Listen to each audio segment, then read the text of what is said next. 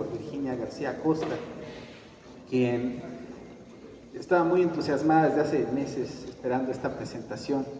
Y bueno, lo que son las cosas, tuvo que ausentarse por una cuestión médica.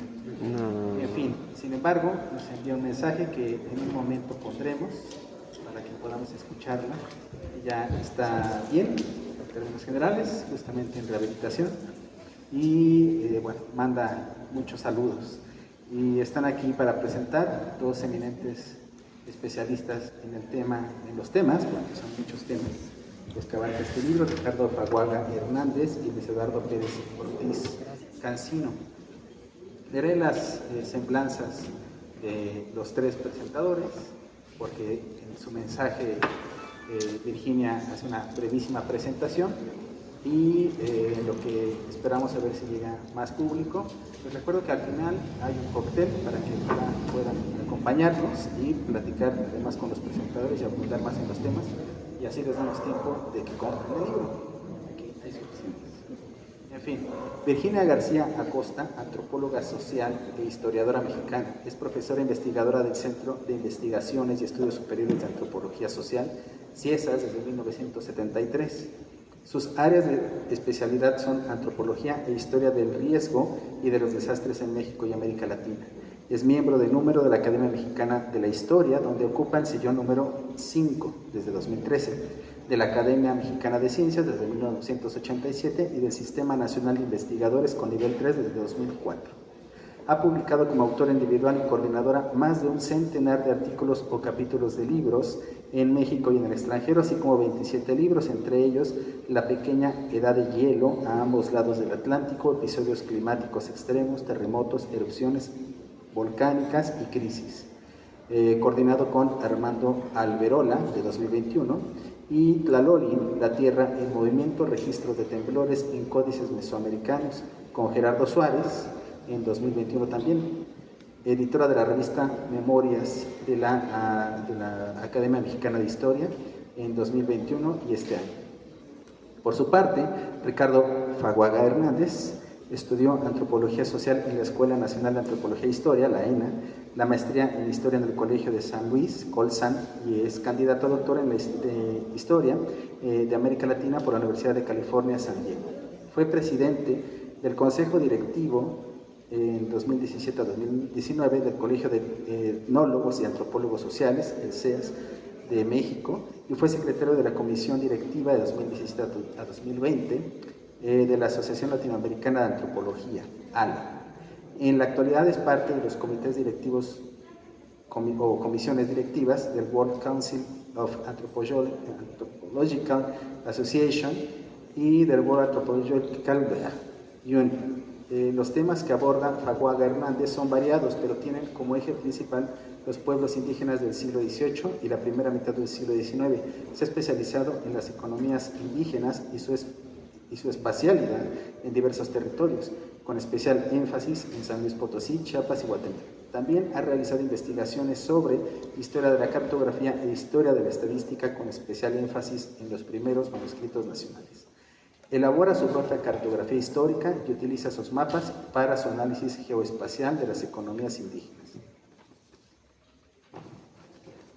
Por su parte, Luis Eduardo Pérez Ortiz Cancino es ingeniero civil por la UNAM, con estudios de posgrado en geotecnia y urbanismo. Es maestro en gestión integral de riesgos de desastre por la Escuela de Administración Pública de la Ciudad de México. Además, es candidato a doctor en gestión integral de riesgos y protección civil por la Escuela Nacional de Protección Civil, diplomado en Administración y Dirección de Proyectos por el Instituto Tecnológico de Estudios Superiores de Monterrey y en Seguridad Nacional por la Escuela de Inteligencia de la CEGO, ESICEM. Fue el primer director de análisis y gestión de riesgos del CENAPRED.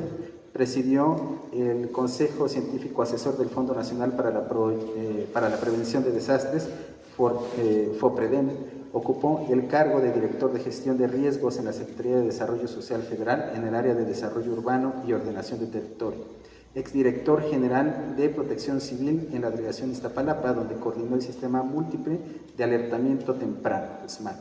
Actualmente es profesor investigador de la Academia de Protección Civil y Gestión de Riesgos de la Universidad Autónoma de la Ciudad de México. En 2016 fue condecorado con la Medalla al Mérito en Protección Civil de la Ciudad de México. Finalmente, yo soy Luis López Rosales. Todo lo que deseen saber sobre la editorial, con gusto, al final de la presentación los podré atender. Ahora escucharemos primero a la doctora García Costa a través del mensaje que nos envió grabado, después a Luis Eduardo y finalmente a Ricardo, para que ustedes, ojalá al final quieran tomar la palabra, hacer preguntas, plantear comentarios. Llegamos de esto una sesión colectiva. Entonces, comenzamos, por favor, con Virginia.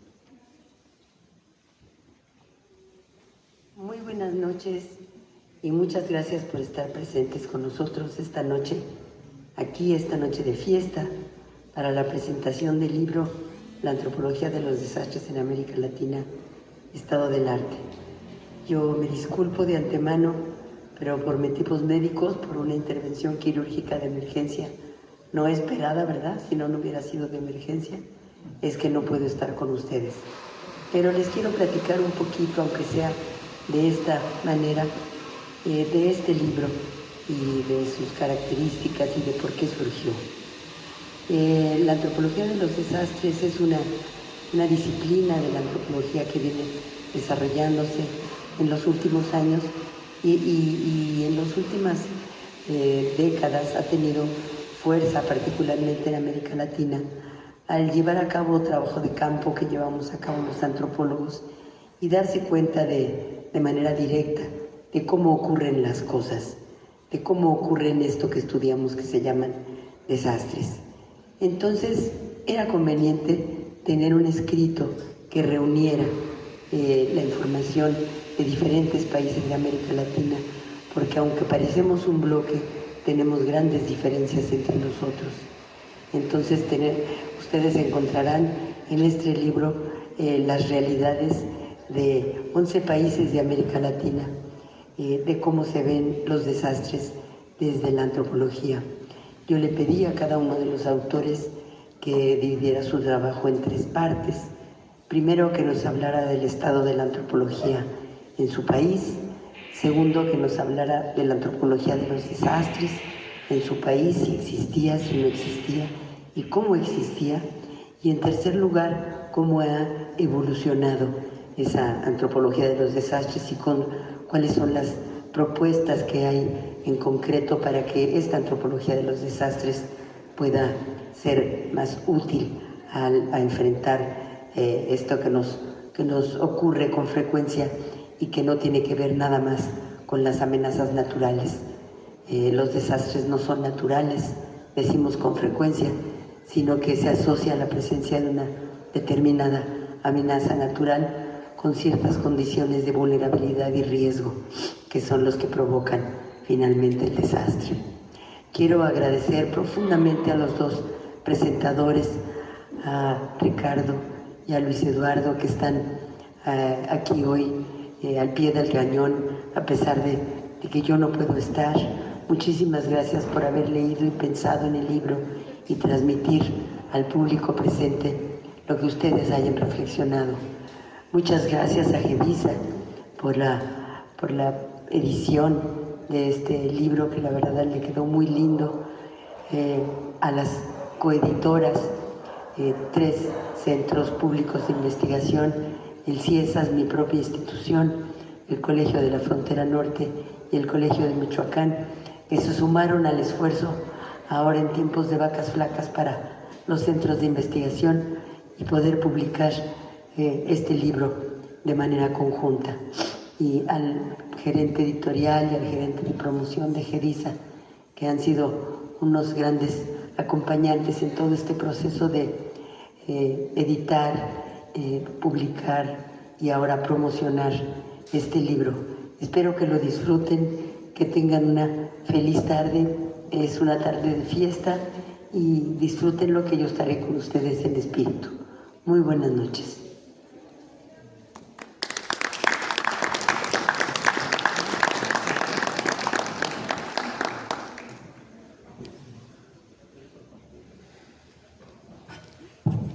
Sí, bueno, muy buenas noches a todas, a todos. Saludo a los pocos antropólogos que veo por aquí y saludo con mucha alegría a los estudiantes de la licenciatura en Gestión de Riesgos y Protección Civil de la Universidad Autónoma de la Ciudad de México. Saludo también a los colegas del Instituto de Investigaciones de Alertas y Riesgos, IDEAR.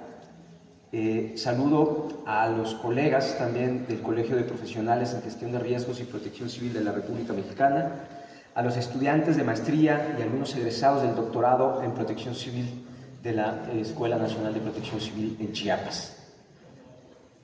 Y bueno, esta noche voy a leer, perdónenme, porque hay temas que no me sé de memoria, entonces mejor se los leo. Y esta noche estoy aquí frente a ustedes porque el conocimiento de los riesgos de desastre ha dado un importante paso con la publicación de este libro, La antropología de los desastres en América Latina. En primer lugar, por supuesto, deseo agradecer la oportunidad a las instituciones que han sumado sus esfuerzos para que hoy podamos disfrutar de esta importante obra. Los centros de investigación del CONACYT, por supuesto el CIESAS, el Colegio de Michoacán y el Colegio de la Frontera Norte. A GEDISA, por supuesto, también por su gentil invitación.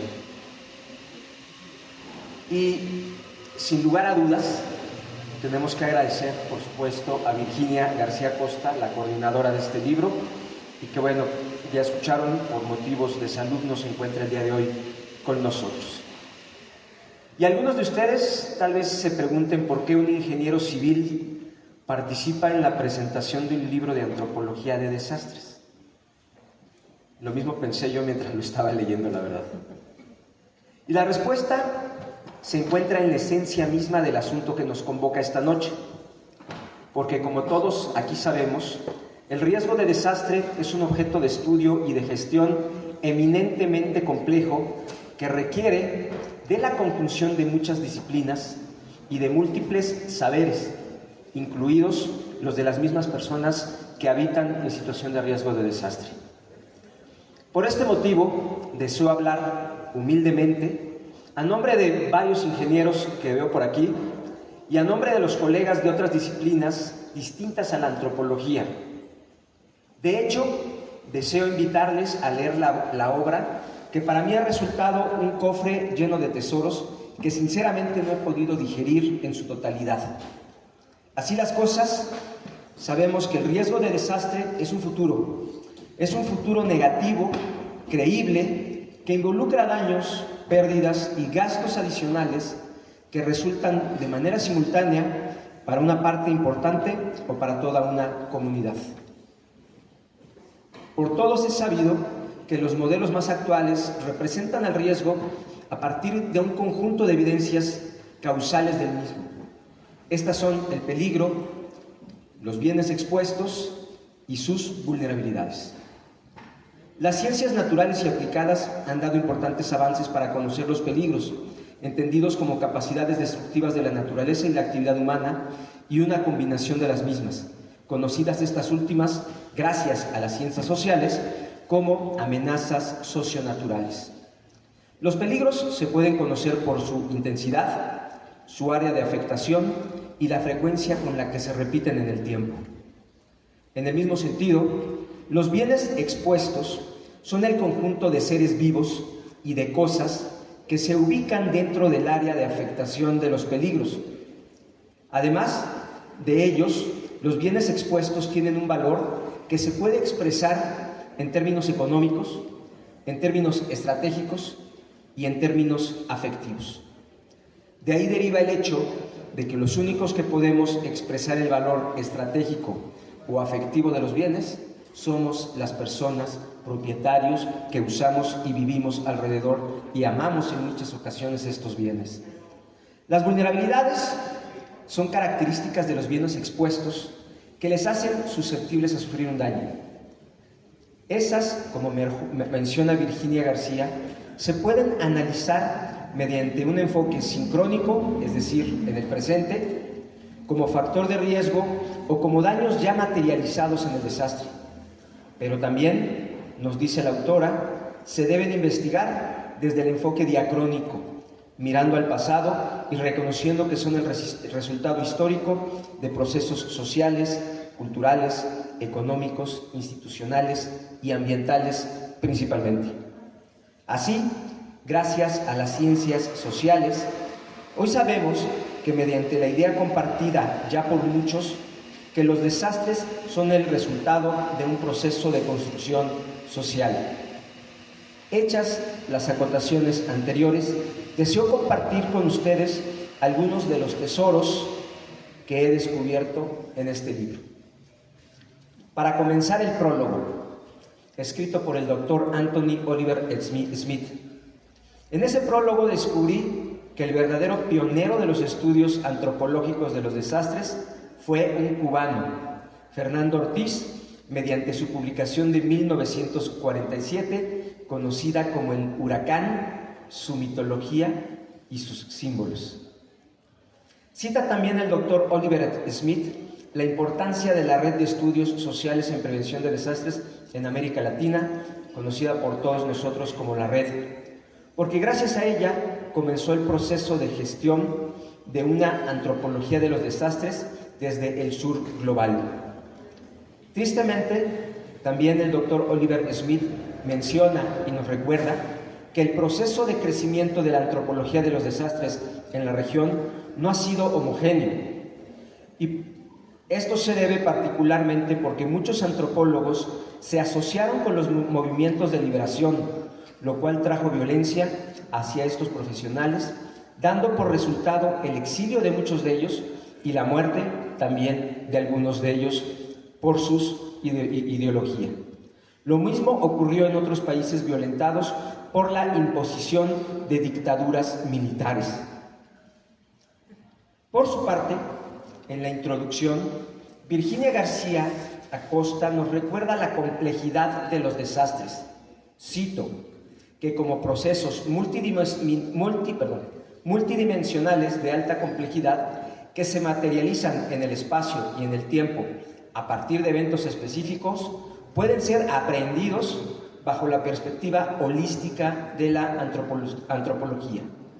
Menciona también como antecedentes el sismo de 1970 en Perú, la erupción del volcán Chichonal en México con sus graves efectos en las comunidades zoques, la erupción del Nevado de Ruiz en Colombia con la tragedia de Armero, los eventos del Niño de 1982 y 83 con sus efectos dañinos en Ecuador y Perú, y por supuesto no se puede dejar de mencionar los sismos de 1985 en México. También menciona Virginia algo que me llamó la atención, que ella denomina tortícolis académica, que consiste en la tendencia de solo mirar y valorar los paradigmas teóricos producidos en el norte global del mundo. Estamos nomás mirando para el norte, entiendo yo la alegoría de Virginia. Padecimiento que a lo largo de los años se ha tenido que ir superando paulatinamente con la creación de metodologías, de enfoques y de investigaciones de la región del mismo sur global. La incertidumbre es otro tema que cruza de manera diversa toda la obra, y la definen Virginia como la brecha que se crea entre la incapacidad de conocer el riesgo, el desastre y sus efectos entre los agentes en terreno, que limitan la capacidad de tomar decisiones correctas. Otro tema abordado es la dificultad de crear conocimientos comunes sobre un mismo objeto de estudio, y señala la fragmentación del conocimiento que lleva a que, refiriéndonos todos al mismo problema, se separen encasillándolas con etiquetas diferentes desde las diversas disciplinas. Urgen ejercicios de diálogo y de deliberación, es lo que grita el libro en muchos de sus capítulos y en muchos de sus rincones. Procederé a ver un poco los capítulos y lo que descubrí yo de los diferentes países. En cuanto al capítulo de Argentina, escrito en mancuerna por Ana María Murguía y Juan Carlos Redovicho, quiero destacar que señalan a la percepción del riesgo y los niveles de aceptación del mismo como procesos históricos de construcción colectiva, bajo principios y valores que determinan cuáles son los riesgos reales a evaluar y a enfrentar en distintos momentos. No todos los riesgos son evaluados y no todos los riesgos son enfrentados, y eso está en función de estos procesos de construcción colectiva de la percepción. Así, los autores mencionan que cuando los antropólogos abordan la percepción social, analizan cual filigrana la articulación de la construcción del conocimiento en función de los saberes locales, los saberes académicos, articulados a su vez con las acciones y los efectos que generan.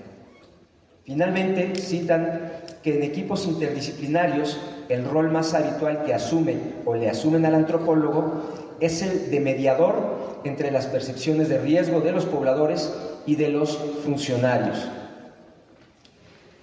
En el capítulo sobre Brasil, Renzo Tedei trae a la mente los desastres invisibles en la ciencia social brasileña, ya que a pesar de ocurrir daños, pérdidas y costos adicionales asociados a sequías frecuentes, a tornados registrados también, e incluso hasta ciclones tropicales, sus efectos no son estudiados desde el enfoque de los desastres, más bien son vistos como eventos típicos. Con esto nos trae a la mente la importancia de las representaciones sociales del riesgo y el desastre que muchas veces juegan en contra del estudio y de la misma gestión de los riesgos. El capítulo sobre Centroamérica recalca la violencia ejercida por los gobiernos militares en la región. Narran cómo el sismo de 1976 en Guatemala estuvo enmarcado por la guerra civil y que las respuestas institucionales de reconstrucción trajeron importantes cantidades de personas que habían huido de la violencia, huyeron después hacia las ciudades buscando trabajo que en ese momento estaba ofertado por el proceso de reconstrucción.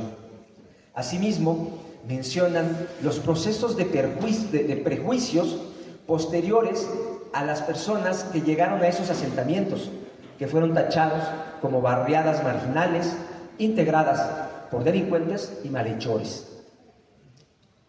Un capítulo muy interesante por su enfoque distinto es el de Alejandro Camargo de Colombia, que introduce a los paisajes del desastre que encarnan historias socioambientales y al mismo tiempo brindan a la antropología la oportunidad de tejer historias con ellos. Citando a Giraud, nos dice que el paisaje es un artefacto cultural, una construcción resultante del modelamiento continuo del terreno y la creación del lugar. Los paisajes están modelados por ideas, significados y prácticas, recalca el autor. En igual medida, cita a Morris para destacar la importancia de caminar juntos con las personas como método de investigación. Eso yo creo que no solamente en la antropología, sino en las demás áreas relacionadas con el riesgo, es fundamental. Caminar con la gente como proceso de investigación. Respecto al capítulo de Ecuador escrito por Faz, deseo destacar cómo el proceso de reasentamiento de los incas en lugares fijos y el cercado y reducción del territorio a propiedad aumentaron la vulnerabilidad como resultado de la capacidad limitada, y esto me encantó, para navegar las amenazas. Citando a Widerford y Tobin, no sé cómo se pronuncie, menciona la idea de cascada de efectos de las consecuencias de los desastres. Los impactos previstos o no de los desastres, el desplazamiento y el reasentamiento tienden a, en cascada, socavar perpetuamente la capacidad de las personas para mitigar o adaptarse eficazmente a las amenazas. Esto me recuerda a los estudios hechos en México por mi profesor, el doctor Jesús Manuel Macías Medrano, también citado en el libro sobre la ineficacia de las reubicaciones posteriores a los desastres. Del capítulo sobre México tuve que recortar mucho, porque prácticamente me reflejé, yo creo que en todas las etapas, en mi cercanía como servidor público del CIESAS, pues a lo largo de los años fue muy grande, muy intensa, y yo podía platicar historias paralelas a lo que ustedes estaban viviendo, yo desde el lado del gobierno, ustedes investigando por qué estábamos haciendo mal las cosas, y nosotros tratando de hacer las cosas bien sin tener el conocimiento que estaba generándose a través de nuestros propios errores, gracias a los centros de investigación. Entonces, del capítulo sobre México escrito por Virginia García Costa, además de la idea aceptada de que los desastres son el resultado de procesos de construcción social, quiero destacar la importancia de estudiar los riesgos y los desastres de manera sincrónica y diacrónica, en el presente y en su historia, para poder aprender la esencia del proceso de los mismos. Me ha sido de gran interés saber que posterior a los sismos de 1985, el director del CIESAS de aquel tiempo, Eduardo Matos, convocó a los investigadores para que temporalmente redirigieran sus investigaciones para atender desde sus perspectivas y especialidades los problemas derivados del desastre. Sin duda creo que esa fue una convocatoria clave para lo que hoy conocemos en México como antropología de los desastres, pero no solamente para eso, para que hoy en día nuestras leyes, nuestras prácticas, nuestros estudios nos permitan acercarnos a un enfoque distinto, a un enfoque social que dejó de ver al desastre como un evento y comenzó a comprenderlo como un proceso. Imagino que gracias a esa decisión hoy podemos disfrutar además de los catálogos para sismos, desastres agrícolas, huracanes y tormentas severas que fueron presentados recientemente. Obras elaboradas de manera interdisciplinaria entre las ciencias naturales y sociales. En este sentido, saludo y felicito además de a Virginia, al doctor Raimundo Padilla, mi amigo y profesor, por estas iniciativas. Por lo que respecta al capítulo de Perú, deseo destacar la cita que hace Susi Sánchez, quien estudió cómo desde la perspectiva del miedo colectivo, los temores que suscitó el sismo de 1746 en Lima sirvieron para remodelar la misma ciudad. El miedo como un elemento integrador del territorio.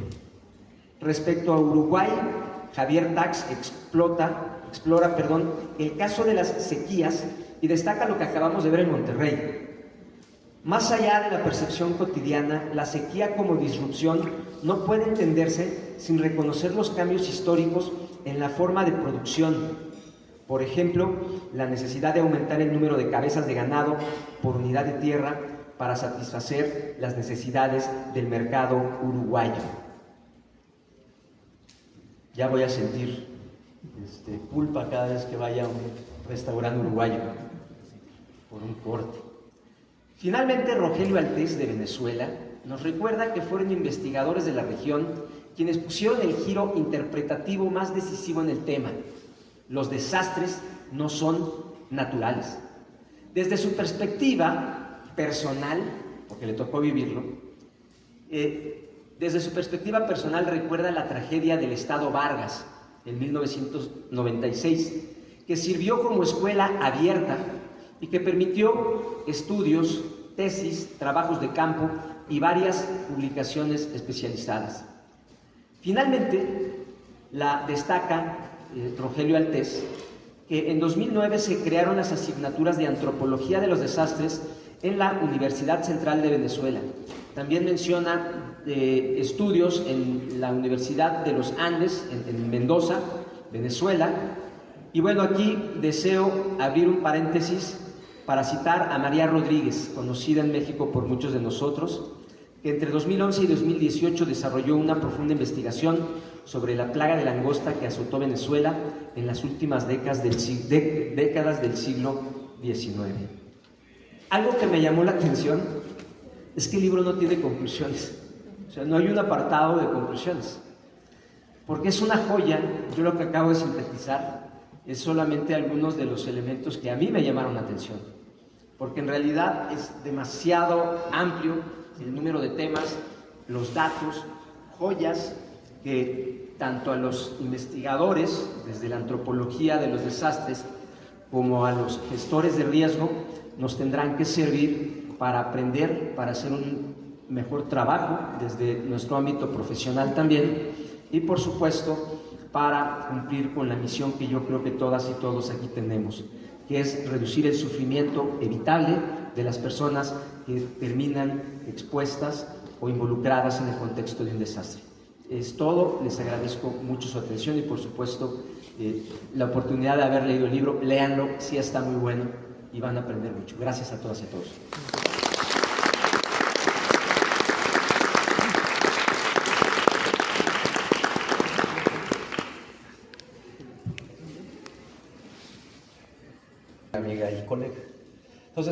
a permitir contarles una historia de cómo uno llega a estos temas, ¿no? Allá en el siglo XX, ¿no? A finales, ¿no? Y también sirve para recordar a otra querida amiga y profesora. En la Escuela Nacional de Antropología se abrió una materia optativa de antropología de los desastres gracias a la doctora Isabel Campos Buenaga. Y yo fui uno de sus 5 alumnos que se atrevieron a tomar esa clase en aquel entonces, ¿no? Yo, por supuesto, pues un chamaco burro, pues no sabía que íbamos a tener una relación, por ejemplo, porque Isabel fue alumna también de Virginia, ¿no? Ahí en el Centro de Investigaciones y Estudios Superiores en Antropología Social, y a lo largo del tiempo, bueno, a lo largo de los años, pasó una década, tuvimos la oportunidad de coincidir en distintos proyectos, ¿no? En distintos escenarios y con distinto impacto, ¿no? Entonces esto sirve porque Virginia y yo técnicamente cuando nos enteramos de la muerte de Isabel, pues lo platicamos en el teléfono casi en tiempo real, ¿no? Entonces es muy triste no perder a una colega, sobre todo que hacía un estupendo trabajo sobre la plaga de langosta en Yucatán, ¿no? Pero hay otros colegas que están continuando con ese trabajo, como Luis Arrioja, Raimundo Padilla. Yo no sabía que había sido tu profesor, es que es un colega que nos ha apoyado en otras cosas. Bueno, yo les voy a dar un breve recorrido de la antropología de los desastres, la historia, ¿no? Por qué considero que es importante y sobre todo para que se lleven un ejemplar. Miren, primero voy a empezar con algo, digo, si a ustedes les interesa y quieren oír de la propia voz de los autores. Cuando se llevó a cabo el Congreso Latinoamericano de Antropología, ¿no? Durante la pandemia, y espero que todos hayan tenido un impacto personal moderado, otros no tanto. Bueno, el punto es que yo estaba en el comité organizador del Congreso y tuvimos oportunidad de organizar un precongreso, que es justamente este libro. Y en 2 días, ¿no? Tuvimos las charlas de cada uno de los autores y de las autoras, ¿no? Relatando y discutiendo. La ventaja para ustedes es que todo está en el canal de YouTube del Congreso Latinoamericano de Antropología y pueden revivir esos momentos. Vamos, no era una tecnología como la que tenemos ahorita, pero creo que fue algo que salió relativamente bien y tenemos por lo menos eso archivado para la posteridad, y yo creo que es un acompañamiento perfecto para esta obra. Ahora, en aquel entonces el libro se tenía pensado en su versión en inglés, ¿no? Con la editorial Routledge, ¿no? Y por supuesto que hacer disponible estos materiales en español es un giro completamente, ¿no? Lo más importante que podemos tener en antropología de los desastres. Ahora, para mí, ¿por qué es importante este libro? No solamente porque Virginia es amiga, como les comentaba, también es colega y tenemos relación, por ejemplo, en historia de la alimentación, en historia de la comida, que ella también ha hecho, sino que también es mi gusto también por los modelos en desastres y sobre todo poder imaginar o fantasear cuáles son los índices de riesgo o vulnerabilidad, como se conoce en la antropología de los desastres, ¿no? ¿Esto qué quiere decir? Es una sociedad o un grupo determinado que puede vivir en un espacio determinado, ¿no? Que hay una serie de condiciones que lo hacen vulnerable a una serie de factores, ¿no? Y ¿no? Eso no solamente incluye a los humanos, sino que también incluye a a los no humanos, conózcanse como gatos, perros, ¿no? Mascotas, caballos, animales y un sinfín de animales. Bueno, entonces, para mí es importante este libro porque, ¿no? En el caso de América Latina, y que este es el primer, quizá el único ejemplo que abarca todo el hemisferio, ¿no? Por lo menos para los países hispanohablantes, pero también los lusohablantes, ¿no? Según señala Renzo, es precisamente porque es una compilación de trabajos que se han llevado a cabo técnicamente desde los años 40. Cada uno de los autores se tomó la molestia de analizar, llevar a cabo una cronología y de presentarnos a los autores.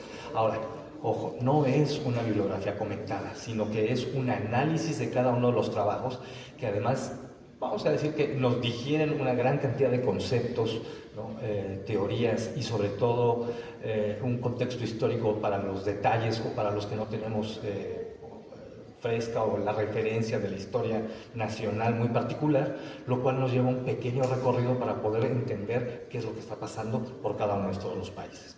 En el caso de México, que es el que Virginia, a que se ha dedicado y que hay un grupo, para mi gusto todavía pequeño, a pesar de que existe una gran cantidad de de estudiantes de antropología de los desastres, ya sea desde el ámbito etnohistórico, histórico o elementos muy contemporáneos, es precisamente de que a pesar de esa pequeña cantidad, tenemos una gran cantidad de bibliografía y de casos que nos han ayudado a resolver, a dar respuesta y sobre todo a generar políticas públicas. Y esas políticas públicas al mismo tiempo han tenido un impacto relativamente importante que han ayudado a generar una serie de leyes, no solamente en México, también en Brasil, y tenemos los casos colombianos.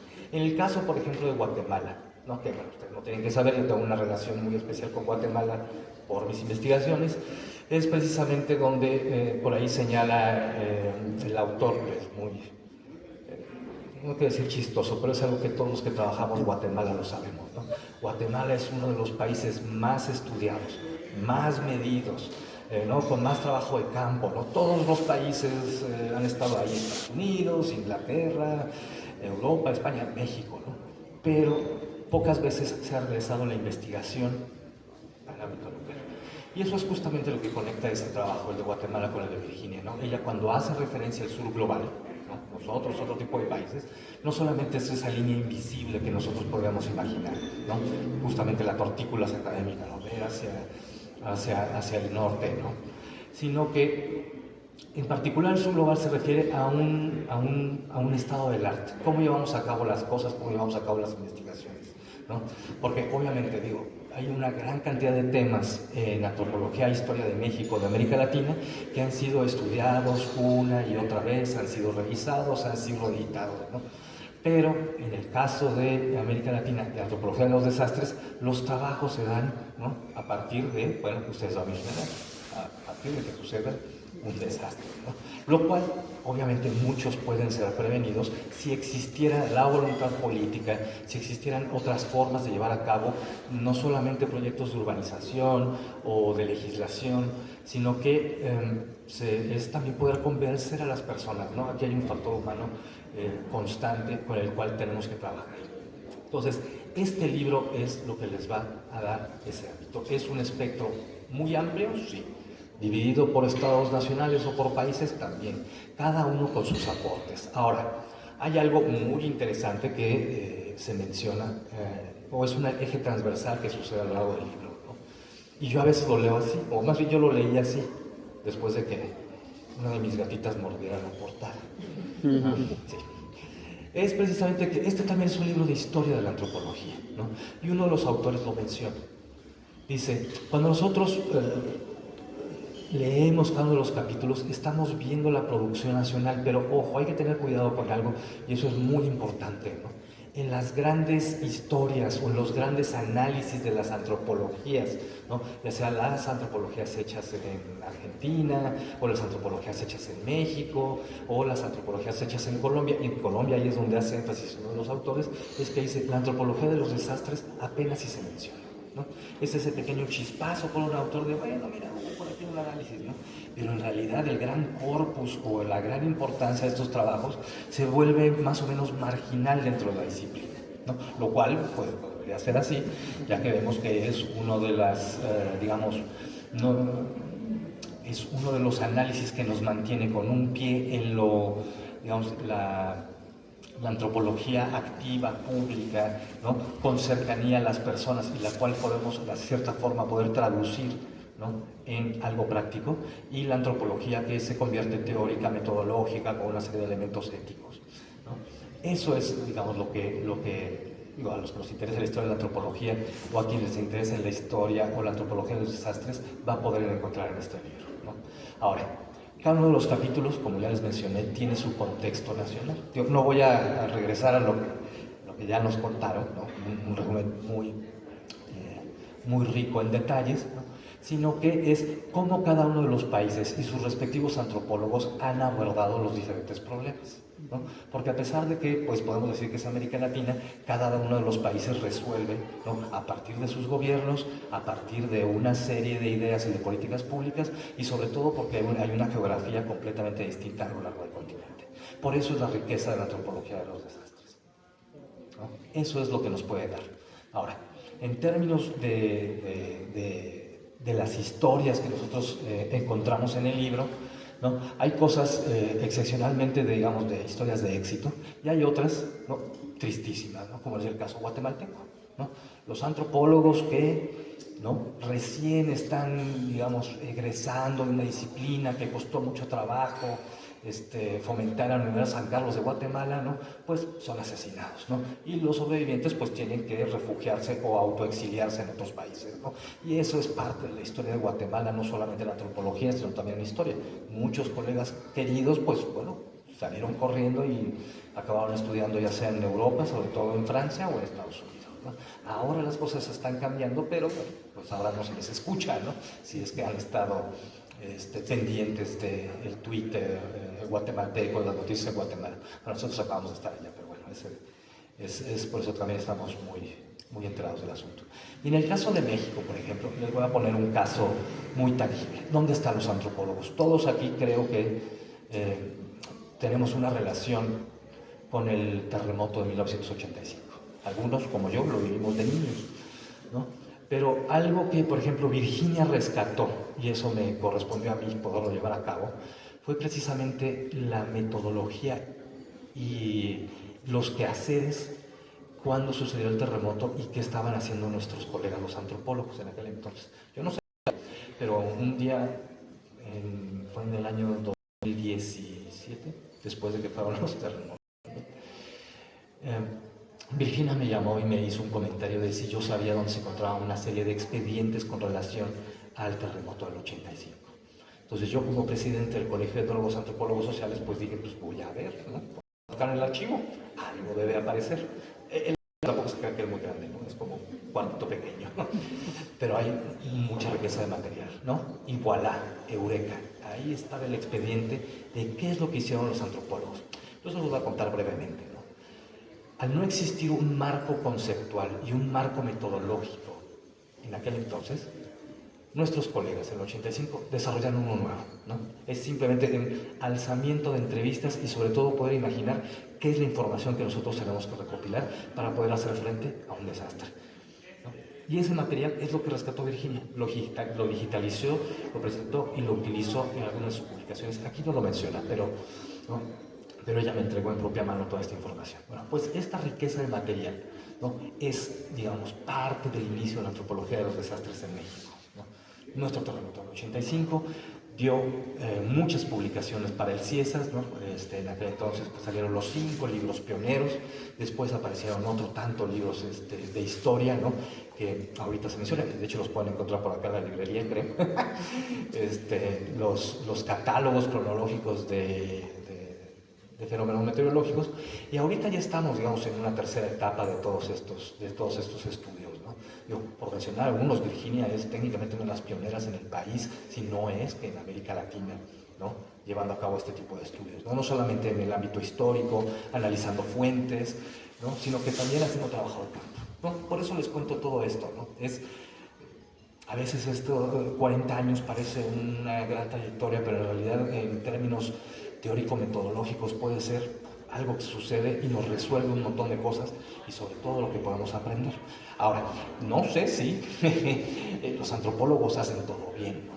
Tenemos muchas fallas, así como los historiadores, pero lo que sí es de que podemos y debemos rescatar todas estas historias para no olvidar lo que ha pasado, aprender de ese pasado y sobre todo gestionar el riesgo hacia el futuro. Y sobre todo por el cambio climático que viene técnicamente pasado mañana. Entonces, este libro, a los que les interesan los desastres, antropología de los desastres, lo tienen que tener en su casa, ¿no?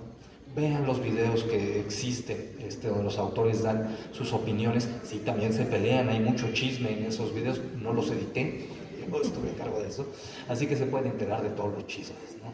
Y la bibliografía de cada uno de los capítulos, ¿no?, ayuda sobre todo para poder tener un marco conceptual comparativo, ¿no?, para aprender otro tipo de metodologías. Algunos dirían el know-how, cómo hacerle, cómo le hacen los brasileños, cómo le hacen los uruguayos, ¿no? No despreciemos los chivitos uruguayos todavía, ¿no?, a pesar de que la huella de carbón es intensa, pero no, el libro es precisamente, esto es una joya que todavía, yo calculo que por otro tanto de años no vamos a ver un trabajo semejante, ¿no? Sobre todo porque reúnen los trabajos quizá desde la década de los 40 hasta pues, 2019 más o menos, ¿no? En distintos idiomas y con especial énfasis en América Latina, ¿no? Así que bueno, esa es mi recomendación y muchas gracias.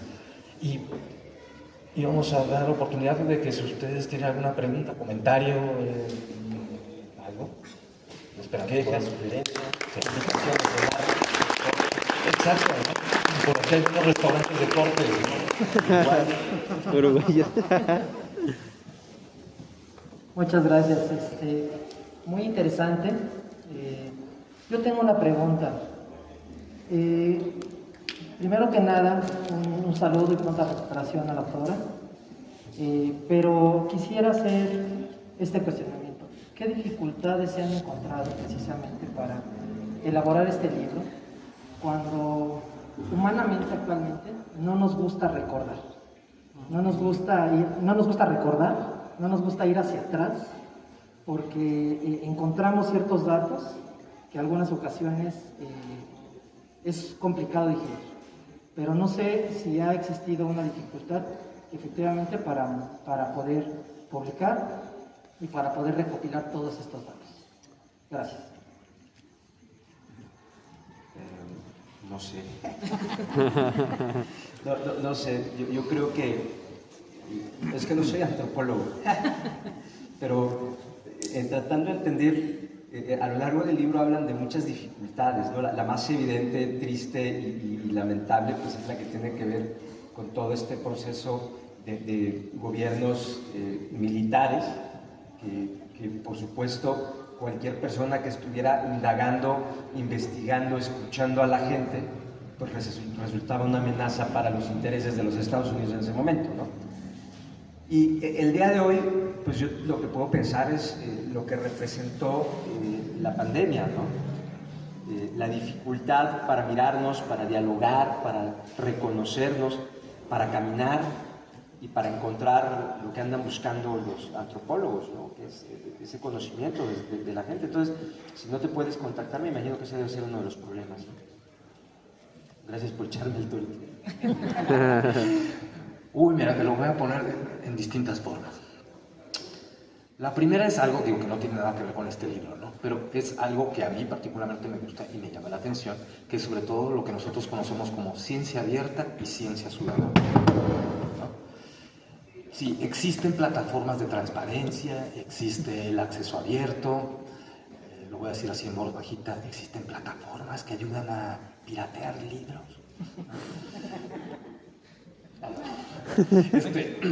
Pero aún así, el porcentaje de información con el que podemos contar es muy pequeño, ¿no?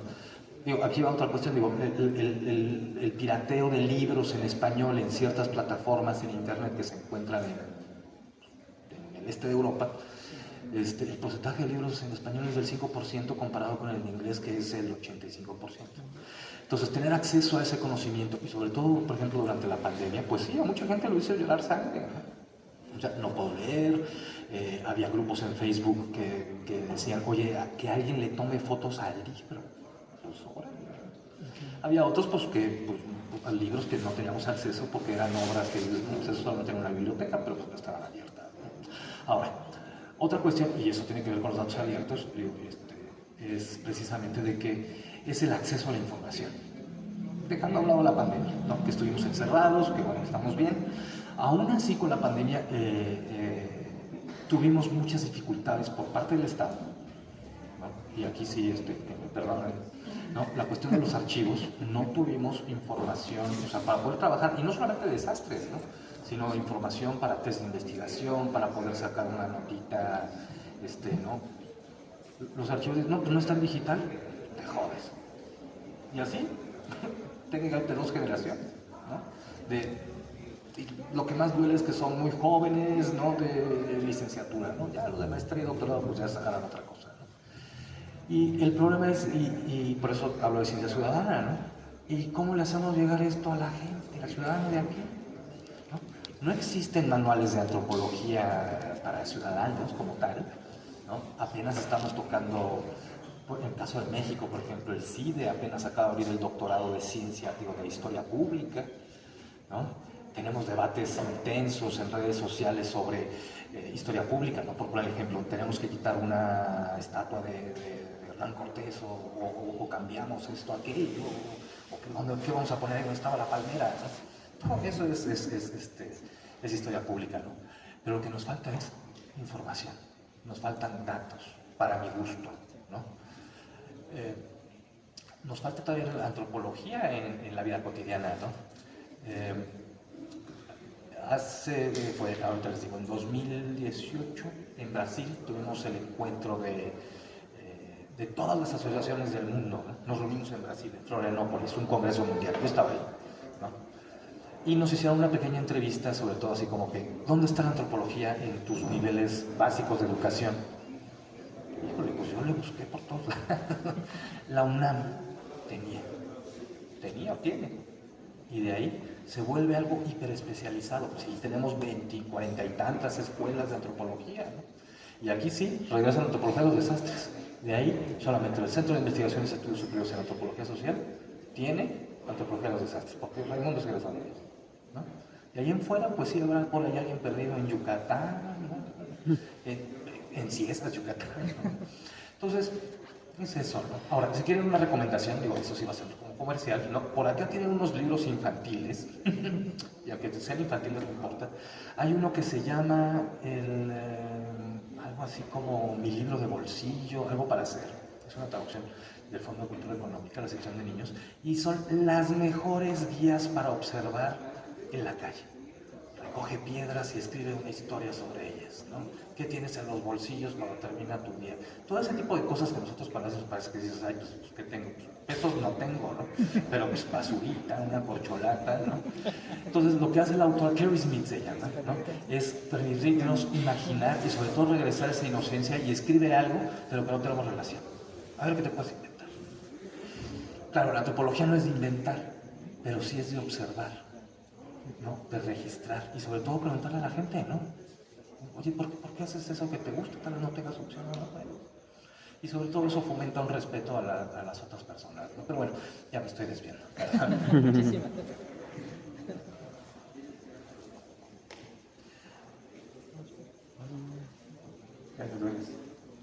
Muy interesante el tema, porque el día de hoy que estamos desarrollando investigación en gestión de riesgos, nos encontramos esta parte cualitativa de que queremos nosotros establecer sistemas para que podamos nosotros inclusive prospectar, ¿no?, en este futuro que tú comentas, pero al momento de estarlo construyendo vemos esta parte que es el nacimiento de todo lo que estamos investigando. Entonces nos llegamos nosotros que hemos establecido estas metodologías a llegar a encuestas directas, efectivamente a llegar a estas variables cualitativas y nos preguntamos cómo pasamos de este mundo cualitativo al cuantitativo para poderlo establecer en lo que estamos desarrollando. Entonces, sistematización del conocimiento y otro tipo de cuestiones nos da para que empecemos a abordar esta parte de la antropología. Y yo diría, más que antropología, nosotros los que estamos desarrollando estas soluciones sería antropometría de la construcción del desastre. Entonces, eso sería algo fenomenal de cómo conectarnos los que estamos desarrollando en gestión de riesgos estos escenarios futuribles, pues tener estas herramientas. Y este libro, encantadamente bien, donde términos, por ejemplo, que nuestro querido amigo, el doctor Padilla, dice, tu variable es un bioindicador. Dije, ay, la torre, ¿cómo es una variable de un bioindicador para influir etnográficamente en una sociedad? Entonces, esto es fenomenal porque nosotros nos limitamos a esa perspectiva que tenemos, pero la antropología nos sabe analizar esa filigrana para poder hacer buenos diseños de futuro. Gracias. Cuando pido perdón por todos los ingenieros que fueron invitados esta noche. Bueno, el tema de los bioindicadores, ya habrás notado que Ray nos ha echado a perder varios de por aquí. Si voy a tener que hablar con él sería. Y él mencionaba que dentro de sus estudios, efectivamente, esta relación que el ser humano establece con los animales o con la naturaleza te permite observar el comportamiento de ellos y alertar a partir de esa observación ancestral de los animales, ¿no? Por otro lado, atendiendo un poco a tu pregunta, los ingenieros siempre queremos modelar matemáticamente las cosas para poder hacer una prospección al futuro. Y evidentemente hay cosas que cuando ya son muy repetidas en los estudios antropológicos, pues puedes crear una serie de estudios más cuantitativos que te permitan a lo mejor obtener información más a una escala mayor, ¿no?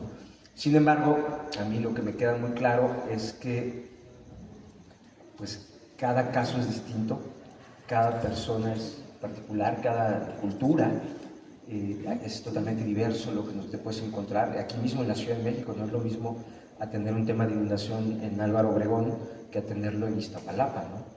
O en Xochimilco o incluso Tláhuac, que queda ahí a un lado, ¿no? Entonces, si bien es cierto que hay temas que nos pueden servir para generalizar, también es cierto que nunca vamos a tener un efecto tan sustantivo como el dialogar con la gente, caminar con ellos, preguntarles, escucharlos, ver sus emociones, sus sentimientos. A nosotros como servidores públicos aguantar vara cuando te la están mentando, y aún así hacer el rapport para poder dialogar con ellos y obtener también información, porque es más fácil que lo haga un antropólogo a que lo haga el servidor público, y eso no ha sido valorado. O sea, no se valora la importancia que tiene que un antropólogo intervenga en este tipo de situaciones de riesgo. Pero bueno, atendiendo lo que entendí de tu pregunta, doctor. Yo nomás iba a comentar rápidamente, pero aunque los antropólogos nos dediquemos, o nos dedicábamos, ¿no?, a la cuestión cualitativa, recordemos que lo cualitativo también puede ser cuantificado, ¿no? Y podemos agregarle etiquetas, ¿no?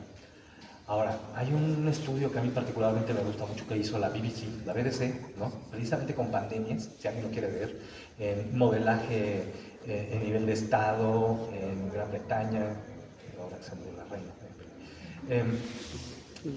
y sobre todo la cuestión de cómo podemos crear modelos matemáticos con información y datos. Ya después agregaremos la cuestión cualitativa, ¿no?, de que si alguien se metió al pub a echarse una cerveza y ya infecta todo, ¿no?, o en yoga o en el supermercado. Entonces, este video de la BBC está, la persona que lo comenta es Hannah Fry. Y Hannah Fry es una matemática que justamente, bueno, tiene esta cuestión de llevar la ciencia a públicos muy amplios, ¿no? Entonces hacen una cuestión que dice, bueno, desarrollan una app, ¿no?, para el teléfono, reclutan personas de chile, mole de manteca, los datos son privados, no hay una serie de características, ¿no?, donde vives, te mueves mucho, te vamos a regalar datos por todo lo que dura el estudio, pues sería genial. Entonces recopilas esos datos y te da una idea del modelaje, ¿no? Pero ahí es donde justamente también de los antropólogos, ¿no? Y dices, bueno, a ver, ¿por qué se metió al pub, ¿no? La onda cantinera es diaria, sí, ¿no? ¿Por qué le gustan algunas cosas? No, o sea, todo eso, si hay una rama muy grande sobre todo, y no solamente de riesgo, sino de antropología, por ejemplo, de enfermedades infecciosas, por decir algo, ébola, pues ahí están los antropólogos, ¿no?, con su traje, su hazmat, ¿no?, como de película, viendo cuál es el comportamiento y por qué no se pueden llevar ciertos modelos médicos para mitigar una enfermedad, ¿no?, y por qué otras cosas sí funcionan, ¿no? Ahí está la antropología, pero sí podemos contar, y yo creo que deberíamos contar.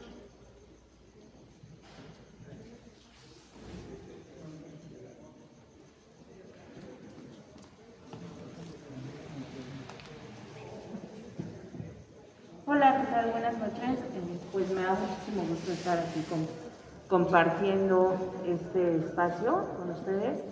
Y quisiera felicitar obviamente a los coordinadores de la obra, a la doctora Virginia, a ustedes que están aquí presentes. Yo vengo de la Coordinación Nacional de Antropología. Actualmente desarrollamos un proyecto financiado por CONACYT que se llama Amenazas Naturales, Desastres Sociales, una revisión desde la antropología y la historia, y revisamos varios estados que han sido afectados a raíz de los sismos de 2017. Y bueno, pues desde hace 3 años que el proyecto está en curso, nos hemos acercado a este bagaje teórico y metodológico que desconocíamos, ¿no? Hay obviamente especialistas en la materia, pero sí creo que desde la antropología, pues obviamente se puede incidir de manera, digamos, macro y micro, ¿no? El hecho de estar en terreno, de platicar con las comunidades, de ver las afectaciones y de esta pregunta que hacía nuestro compañero de no nos gusta recordar, pero es necesario recordar y a la gente le hace falta hablar sobre los sucesos porque son muy recientes, digamos, estamos en este mes que, se cumplen ya 5 años de los sismos de 2017 y sí, no queremos que pase otra vez, pero los testimonios están muy a flor de piel en todas las comunidades que han sido afectadas, ¿no? Aún falta mucho por hacer e investigar y creo que la labor antropológica tiene mucho que hacer en terreno todavía. Y bueno, pues solamente quería comentar eso y felicitarlos por la labor, no solamente teórica y metodológica, sino también por lo que se debe hacer en terreno y por lo que falta por. Gracias. Ay, mira, muchas gracias. Pues precisamente en el 2017, después de que sucedió el terremoto, ¿no? Más o menos por estas fechas, bolillos para todos. No, estuvimos en la CENAN justamente con una gran cantidad de los colegas, ya sea de la UACM, del CIESAS, Virginia estaba invitada pero pues no podía ir. O sea, nos reunimos justamente, ¿no? Para ver qué chuchas podíamos hacer, ¿no? O cómo nos podíamos organizar de una forma, porque justamente fue una situación que nos agarró a todos por sorpresa, ¿no? Mira, yo te voy a poner un ejemplo, ¿eh? Yo me enteré del terremoto, yo estaba en Querétaro y me enteré más rápido por alguien que estaba en España viendo las noticias, que me mandó un mensaje de responde el teléfono. Entonces, caray, pues vámonos de regreso, ¿no? Y bueno, y felicidades allá, con Paloma, estás trabajando, ¿no? No hay todavía, tenemos muchos colegas muy queridos. Claro.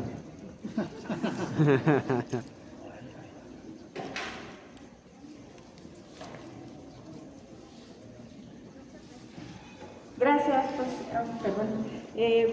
A mí también me emociona mucho la presentación de este libro y bueno, justamente ahorita viendo a Hatsiri, hola, pues yo soy restauradora de patrimonio cultural, yo también vengo de Lina, pero vengo de conservación, ¿no? ¿Del ENCRIM? Exactamente, soy secretaria académica y bueno, pues yo desde mi trinchera, ¿no? Como conservadora, por supuesto que estoy muy interesada en estos procesos, pero veo cómo mi disciplina no tiene esta conexión, ¿no? Es decir, aunque pertenecemos al Instituto Nacional de Antropología e Historia, realmente no hay una formación antropológica desde nuestra disciplina, aunque debería, en la cual nosotros sepamos, como restauradores y conservadores del patrimonio cultural, cómo acercarnos no solamente a las comunidades, esto que ustedes comentaban, ¿no? De caminar junto con ellas, porque pues efectivamente nosotros estamos metidos en la recuperación después de los 5 años, ¿no? Entonces, me llama mucho la atención, por supuesto, yo tengo esta iniciativa de poder bajar esto hacia la conservación del patrimonio cultural, porque en nuestra disciplina hay un área que se llama conservación preventiva, que podríamos hacer el paralelismo con la medicina preventiva. Entonces, ¿qué haces para prevenir el riesgo? ¿No? Entonces, creo que sería, bueno, es muy interesante ver que desde la CENAN, pero también desde la parte formativa, pudiéramos incorporar estos conocimientos, porque sí les podría decir que a nivel institucional pues no sabíamos cómo hacer estas brigadas de atención, no sabíamos cómo comunicar el riesgo, porque por supuesto no era algo que hiciéramos antes, aunque había la experiencia de los sismos del 99 en Oaxaca, con sitios como Monte Albán, pues no era la afectación de más de la mitad del país como lo fue con los sismos del 2017. Entonces, bueno, pues felicidades otra vez por el libro y créanme que desde lo que yo pueda lo voy a ir bajando hacia la conservación del patrimonio cultural, que creo que sí debería existir esta comunicación, ¿no? O sea, sí es ASINA, CENAN, Coordinación de Conservación del Patrimonio Cultural y el ENCRIM, por supuesto. Gracias. Ay, mira, yo nada más voy a hacer otro comercial. Ahorita ya así les voy a conectar la costa. Pedro Bando, ¿no? Pedro Bando es el editor de una revista que se llama Trabajo de Campo, y en Trabajo de Campo salió un número particular donde también escribe Virginia y donde menciona sus archivos del 85 y las metodologías, y hay otros colegas que también hacen una serie de aportes, para justamente lo que mencionas. No es una cuestión directamente de la prevención, sino justamente lo que están dando son los ejemplos de cómo lidiaron con el asunto local. Por poner un ejemplo, está una iglesia y está cofradía 1 y cofradía 2. Bueno, pues sacan al santo o a la virgen y se va por mangas o por mangas a cofradía 2, pero pasan los días y cofradía 1 se queja con cofradía 2 y le echan el pleito al cura y va de regreso y ahí le están llamando a Diego Prieto, ¿no? Y, oye, pero ¿por qué se los diste? Entonces, cuando uno lee, y ese número creo que ya se publicó, está en línea, es de acceso abierto, ¿no? Ahí busquen Pedro Ano. Ahí vas a ver cómo resolvieron el asunto. Y es justamente donde entra la antropología, ¿no? Digo, parecería una cuestión así como de, ¿cómo le podríamos llamar? Sentido común, el menos común de los sentidos. Pero ahí vas a encontrar, ahora sí que es el comercial, ahí tiene un montón de cosas ahí en la revista de trabajo de campo, que creo yo que puede servir para... y ahí aparecen los archivos que menciona el 85, que son metodologías distintas, ojo, pero se puede recuperar un montón de cosas, creo. Bueno, ahí está el comercial. Yo quiero comentar algo. No voy a responder tu pregunta, pero voy a decir algo que a lo mejor es interesante. Para empezar, bueno, el tema de la sistematización de la experiencia que decía el doctor, me parece que es muy importante, porque están generando un conocimiento que no está siendo sistematizado y que pues ahí se pierde o se queda en la experiencia, ¿no? Entonces eso me parece que es muy valioso. Por otro lado, el tema del patrimonio. Tú hablas del patrimonio cultural, pero hace un mes más o menos estaba en una reunión con gente de la Universidad de Tohoku, en Japón, en una videoconferencia. Y hablaban ellos del patrimonio cultural que pues, se busca proteger, pero también había un paper bien interesante que decía escombro o patrimonio. Y eso tiene que ver con el hecho de que en muchas ocasiones eso que está ahí apilado, amontonado, pues es la vida, es la historia, son los recuerdos, es los significados muchas veces que la gente le da a su vida y a todo eso, ¿no? Y mientras ustedes estaban cómodamente discutiendo qué iban a hacer desde la antropología, yo estaba en un edificio colapsado rescatando cadáveres. Y me pasó algo muy curioso. Ahorita que estaba recordando esta historia de Tohoku hace unos días, ya sabes, tu equipo de bomberos y todo el rollo, ¿no? Y al entrar dentro de nuestros edificios, me encontré un álbum de fotos y lo pisé. Y entonces, bueno, yo tengo mi propia fe, pero me acordé de una frase bien interesante de cuando Moisés se le presenta a Dios, que le dice: quítate los zapatos que estás pisando suelo santo.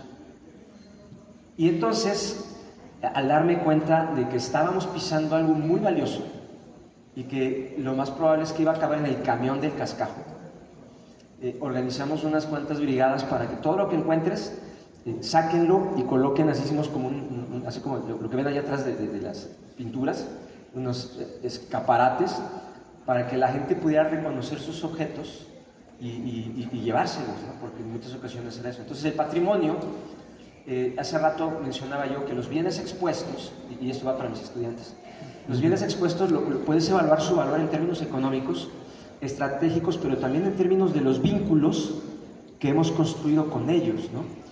Y pues estamos en pañales en muchos de esos temas. Yo te lo platico como algo anecdótico, a lo mejor yo muy sensible a lo que en ese momento percibí al pisar un álbum de fotos con tus bototas de bombero, que me cayó el 20 y dije, bueno, es que estás pisando algo que realmente es sagrado.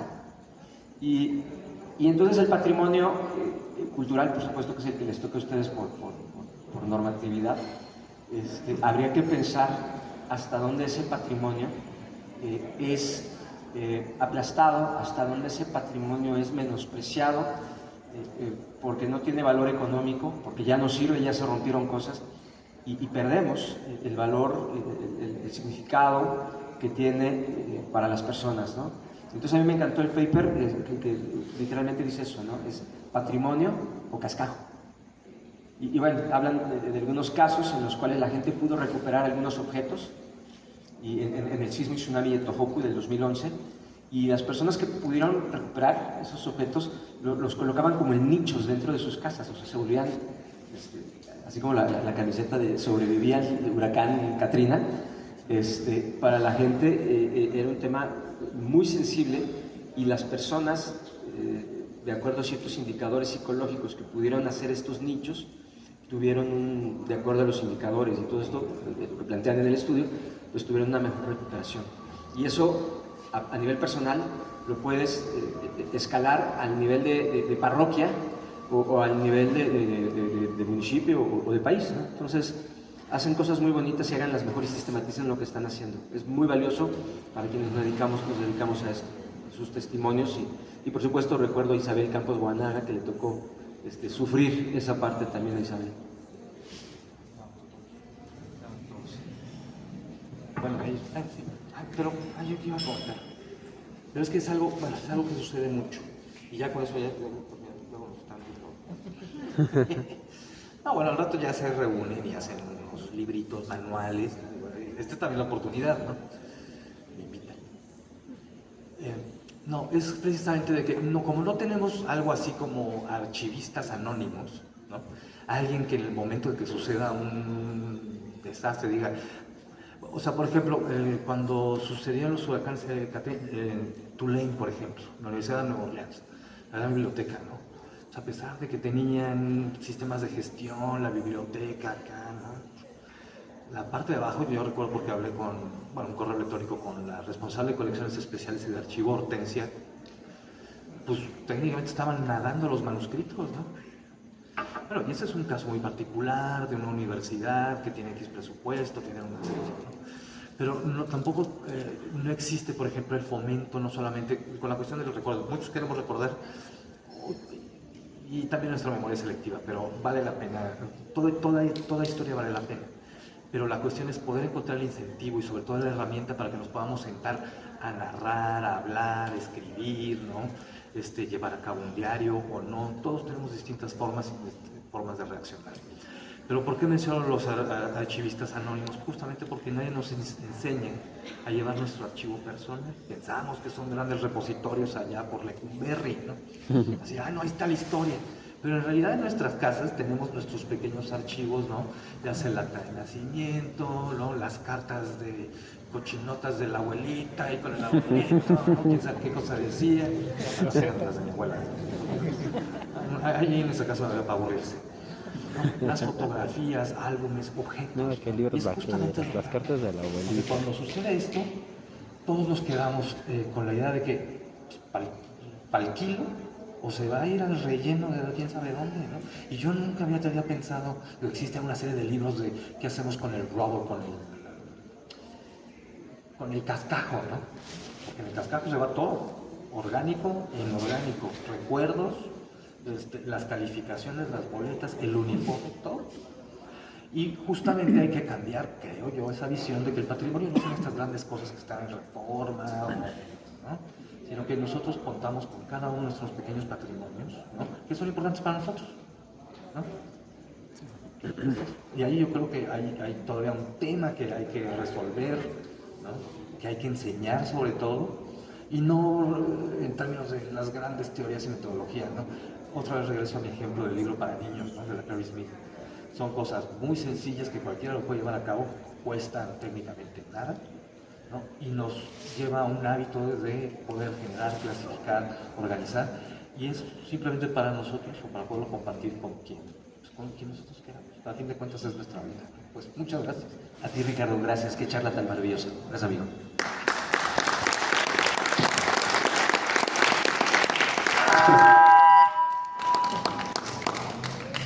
A los presentadores y bueno, Regina, cuando se entere de esta charla, creo que están grabando ahí el video, ojalá podamos tener acceso público después a él, se va a sentir orgullosísima y por supuesto va a lamentar doblemente no haber estado acá. Sin embargo, habrá más presentaciones, por lo pronto se está cocinando para la Feria Internacional del Libro de Antropología e Historia y probablemente para más adelante en otros espacios. Muchas gracias, Luis Eduardo, muchas gracias, Ricardo, por esta riquísima charla con el público. Gracias por participar. Aquí están los libros, y bueno, ya está el cóctel. Entonces está todo para complementar y para seguir platicando aquí en corto. Muchas gracias. Gracias.